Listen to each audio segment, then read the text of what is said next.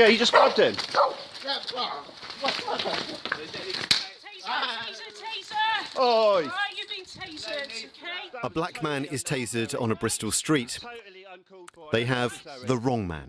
The person who has just been shot is Judah Adunbi, a 63-year-old grandfather, an innocent and unarmed man who poses no threat to the public. I felt that, oh, that was it. Because the way I fell back,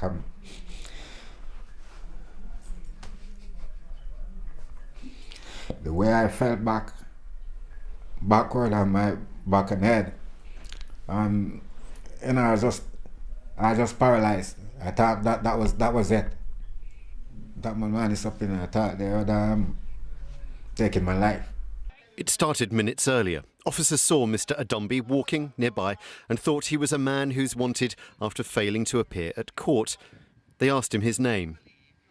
Mr Adunbi said he felt humiliated at this point and refused. You can see the officer's taser is drawn as this exchange takes place. Because you don't know who you're talking to now. Leave me alone and go about my business. You're not telling me. I've asked you to remain calm. You're going to call me. Your sergeant is going to cut down the taser me for whatever reason. Today, Mr Adunbi maintains he was right to not tell officers his identity. The officers might think they were well-intentioned, and here's someone who didn't tell them their name. See, at first, you don't accuse someone of being someone else. You ask question. First thing they should have done, they should have come to me in a polite manner, right? Not to be seen that, and the way they in which they approach me is like they're definitely accusing me, and therefore that is wrong. Elsewhere in the exchange, Mr Adunbi warns the officer of the dangers of tasering him. Tell you, if you taser me, you'll probably kill me, and it's going to cost a hell of a lot. Mr Adunbi was tasered in the face. Just before they taser me yesterday, when they might, you could understand if people had a weapon in their hands and those sort of stuff, right? Yes, but why taser people in their face? I cannot think of this ever happening before in my face, right? Even if I have a weapon on me and you want to disarm me, I wouldn't have a problem with that. You taser someone in their body. The situation descended when Mr Adunbi tried to go into the alley which leads to his home.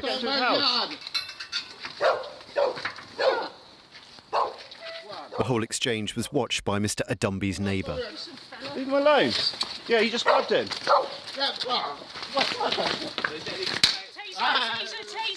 Oi! Right, you've been tasered, okay? You're very defensive towards Judah Adunbi. Why was that? Because I've lived on the street for about 8 years. He just seems like the kind of person you'd want as a neighbour. He's friendly, nice, quiet. He's, you know, all he's doing is him walking his dog. He's just a nice retired old guy. That's nice. It's always nice to see. He's a nice presence on the street. Now, I understand the community are going to have some concerns, and we'd really like to answer those. But as there's an ongoing investigation, that's very difficult for us to do. You know, I want to reassure the community. The whole incident was captured on body-worn camera. Both officers were wearing it, and we're determined to understand what happened, and that's why we've referred it voluntarily to the Independent Police Complaints Commission for them to assess whether an independent review is necessary. We work really hard to work positively with all communities, and I can see no reason why that should change. You spent a lot of time and energy over the years trying to improve relations between the police and the West Indian community here. What does this show, do you think, of the current status? It's a little distasteful in my mouth, because to know that I'm one of the founder members of the Independent Advisory Group, which was created some years ago in order to try and improve a better relationship between the Afro-Caribbean community and the constabulary, and to be treated like this, it's difficult. Now these officers are themselves being investigated. Tonight there are questions about policing and ethnic minorities and when to pull the trigger of a taser.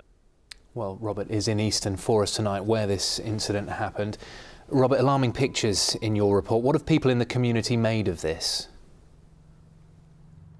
Well, I've been here a couple of times today, and there is a huge amount of support for Mr Adunbi from the many different nationalities of this multicultural area of Easton. And he hasn't just got support from the community here after what happened to him here at this spot, but also an anti-racism charity which is representing him. This is what they said to us earlier. I wouldn't want to say that those officers intended to do what they did. You know, I'm sure they didn't. But the thing is, did they have unconscious bias in how they acted? Could they have made different decisions that day that would have led to a very different outcome? Yes, I do think they could have done, and I do think that if nothing else, there was some unconscious bias in how they dealt with Ras Judah on that day. So tonight, Avon and Somerset Police has begun an internal investigation. The 2 police officers, I understand, remain carrying out their duties, although one has been told she cannot fire her taser. The police watchdog is also investigating, but of course there are those questions about tasers and when to use them, policing black and ethnic minorities, and also that big question, that question of trust.